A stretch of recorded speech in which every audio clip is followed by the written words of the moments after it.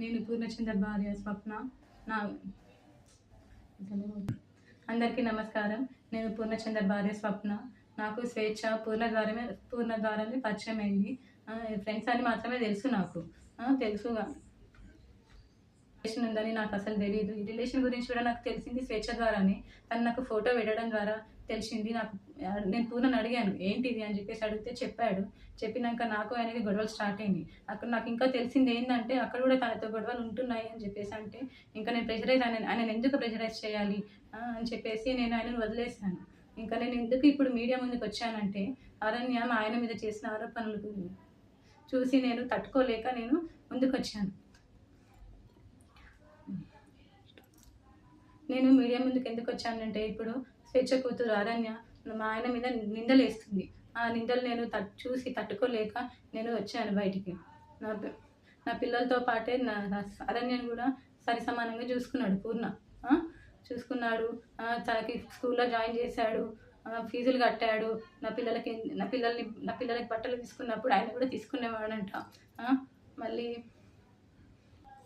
నేను నీ కన్న తండ్రి కూడా వదిలేసి వెళ్ళిపోతే కూడా పూర్ణ ఆ స్థానం తీసుకున్నాడు. కన్న తండ్రి కన్నా ఎక్కువనే చూసుకున్నాడు. నా కూతురుని ఎలా అయితే చూసుకున్నాడో నిన్ను కూడా అలానే చూసుకున్నాడు అరణ్య. కానీ నువ్వు ఇలాంటి నిందలు వేయడం కరెక్ట్ కాదు.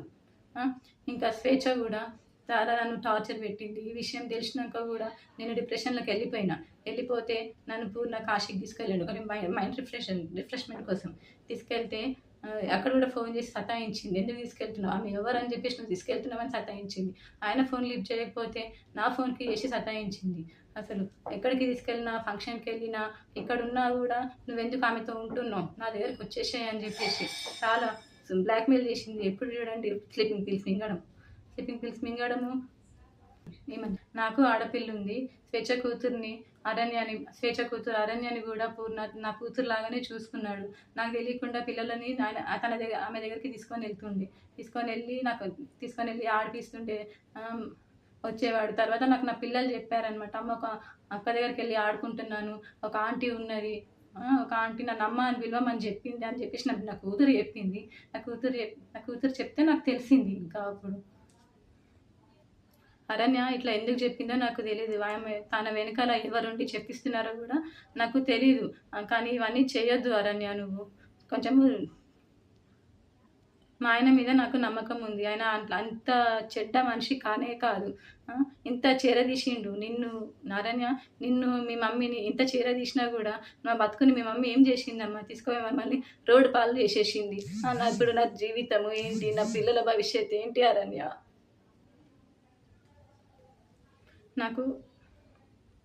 నాకు కోర్టు మీద నమ్మకం ఉంది. మా ఆయన నిర్దోషి. నేను ఆయనను ఎలాగైనా కాపాడుకుంటాను.